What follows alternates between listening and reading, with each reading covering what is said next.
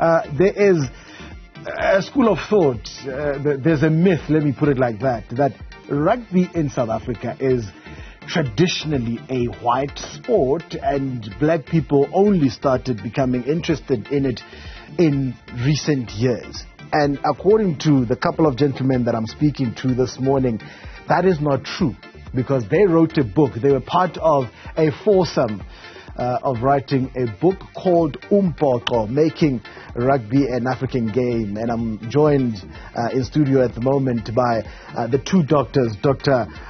Philani Nongogo as well as Dr. Buntu Siwisa, who are part of writing that book alongside Hendrik Snyders and Mzuki Sitwala as well, who unfortunately couldn't make it today. But thank you so much to the both of you for joining us.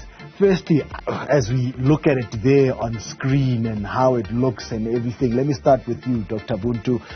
Thank you so much. As I said, what is the book about? Why do we need to read this? Thank you, Benjamin, for having us. The book really is predicated on, firstly, debunking the myth, and that rugby and also some organized sports, that rugby and some organized sports are basically white sports, because black people in South Africa have been playing rugby now for slightly over 2 centuries. Wow. Because they assimilated the rugby game, although it's a colonial game, but they assimilated the rugby game from the 1820s in the Eastern Cape, in Port Elizabeth, and that they had the first formal clubs established in the late 1880s. And so this then completes the history, the sports history of South Africa and the sports history of black people in South Africa. So it's debunking that myth. It's also placing in the right context the history of black people, or part of the history of black people in South Africa. Hence, we've made this book. It comes out of a meticulous research process, so that people could learn from it and could take it as also as a reference material. So we cover the entire scope of the history of black rugby, the entire geographic scope of South Africa, from the 1820s right up until the unification process in the early 90s. So that's the big rationale behind the book. So let me bring you in here, Dr. Philani. You said something very interesting to me before we went on air, that yes, rugby is a colonial sport because it came from the north, from Europe, but black people played it from the 1820s, and it wasn't up until later in the 1800s that the first recorded rugby game played by Afrikaners was played. Take us through that. Thank you, Benjamin. Thank you for having us. In this book, one who reads it, you will learn so much detail about what you've just said. We are saying, indeed, rugby, like cricket, all those are colonial sports. And the angle unto which we're really building up this, we're starting it from communities. That's how black people actually played their rugby and organized their rugby. It was a communal community sport. And you remember at the time of colonization, right to apartheid and beyond, black people did not have an outlet for their leadership and skills and development. They didn't have that space. So sport and leadership in sport was one of the key places or areas or avenues where they can show how they can lead and how they can organize themselves socially. So in this book we are saying, when one studies sport, we're looking at the social, the society itself, the economic dispensation, and the politics. Political dispensation. That's where then black people take up the sport from the English and partly from the Scottish. The Afrikaner people, if you look at how South African history developed, at the time the English and the African people were playing rugby, the Afrikaners, remember, they came, the descendants of the Dutch, and they had this huge challenge with the Khoi and the Xhosa, and then come the English, and they focus so much on the fighting and really protecting themselves and developing themselves. Hence, at the end of the day, they take this great wreck out of the Cape. Now, I want to emphasize what Dr. Siwisa was saying. Context is everything. All this initially starts in the Cape. And the Cape, as we know now, would have covered what we call Northern Cape, Western Cape, and the Eastern Cape. So it is in that space where all this rugby and rugby development and diffusion is taking place. And indeed, African people played rugby far earlier than the Afrikaner-speaking people. And actually, when they actually take up, the Afrikaner people take up rugby, they took it up for a specific purpose of this notion of, let's beat them in their own game.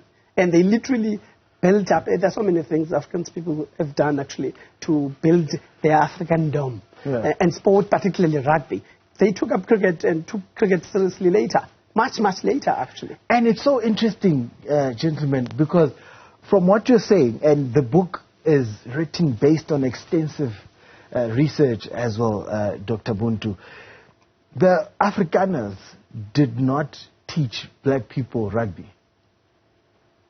Black people were playing rugby before the Afrikaners took it up, right? Absolutely. Yes. Well, you can continue. No, well, basically, the way it happened was that black people assimilated the play of rugby and the games from missionaries. Missionaries that were run and administered by the British and the Scottish. So school and education played a central role in the diffusion of rugby. And even after the missionaries had introduced the game of rugby to black people, the African intelligentsia also played a central role in strengthening, in consolidation, the organization of rugby. You know, you had to have clubs and rules and constitutions and all that, you know. And so they'd observed black people rugby from the 1820s and started playing it. And then they had their first clubs in Port Elizabeth. In that Port Elizabeth, Grahamstown belt from the late 1880s and moving on up to the 1920s, and then that's when it diffused from then on to the rest of the Eastern Cape and to Gauteng. And the Afrikaners really, they assimilated rugby as prisoners of wars in British-controlled colonial islands. And this is when they observed the play of rugby, and this is when they assimilated it. And so this was between 1899 and 1902, right at the turn of the 20th century. And this is when they embraced the game of rugby. But the first official recorded game of rugby played by white South Africans was in 1869. So black people have been playing rugby and have been central in the culture and the development of rugby right from the beginning of the 19th century. When then, Dr. Philani, do we as black South Africans start to feel like, okay, this is not our sport? In fact, rugby, for a lot of black South Africans now, despite the fact that a lot of people have embraced the sport and they love the Springboks and there's this huge support, it is still seen by many as an extension of apartheid. It's politics. Remember, social, economic, it's politics. It was done deliberately. But in the context to which I want to answer this question, to add on what Siwisa was saying, people in South Africa, in fact, even white people don't know this. There's this celebration of Craven Week. Craven Week, you know, this school rugby competition that several schools in this country. Craven Week took a blueprint of school sport from African people. 12 years before Craven Week, black people have been playing rugby at schools. What Siwisa was saying, mission stations, mission schools, churches, then to centers of excellence, University of Forte.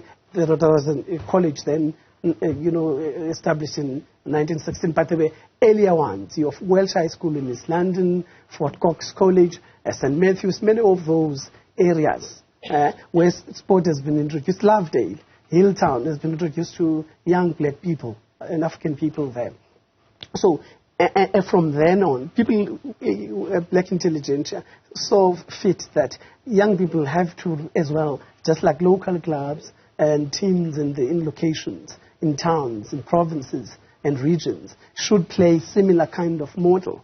So Craven Week, that is over, celebrated, and without mention whatsoever of black people having started actually these weeks and competitions of young people traveling from, Port Elizabeth to East London, Cape Town, Johannesburg. But here's the problem I have now, because we have all this history and black people having started rugby for over 2 centuries, but black children in South Africa still have to find an Ivy League school somewhere, still have to go to Hilton, still have to go to Cares, still have to go to St. John's to have any chance of playing in the Springbok National. You would have to, I think, at the top of my head now, right now, only Makazole Mapimpi in the current Springbok squad did not have the chance to go to those schools. Even Sia Kolisi at some point was courted by those Ivy League schools. Where do we go wrong in that? I think we lost it in the early 90s during the unity talks. Now, before the unity talks, we had these old indigenous rugby clubs that had nurtured rugby in the townships and even in the rural areas. And now the unity talks, we were then pitted against strong, financially and well-resourced white clubs. And then when we began to dissolve these clubs in order to unify nationally under the theme and the vision of national unity, that is when the culture, the play, and the traditions of black rugby in black areas, in townships and in rural areas were wiped out. Yeah? And that is that. I think that's one of the main factors. That was the key moment. Because it's quite tragic to dissolve a club that was formed in 1887 and to dissolve a club that was formed in the 1920s and to dissolve a club that was formed in the 1950s in the name of unity. Yeah? And clubs that were really responsible for spreading the culture of rugby. Yeah. And remember also, these clubs had strong community ties. Yeah. Gentlemen, I am gutted because time is up and it's such an educational talk that we're having here. I'm learning so much and hopefully our viewers did too. But they can do a lot more of that when the book is finally on the shelves, Umbhoxo, Making Rugby an African Game. It was supposed to come out today, but there's been a slight delay, and I understand early in November it will be available. And judging by the cover here, there is a lot to learn about the history of black rugby in South Africa. As the captain of the Springboks, a black captain, will probably be the first one, hopefully, to lift 2 World Cups in succession.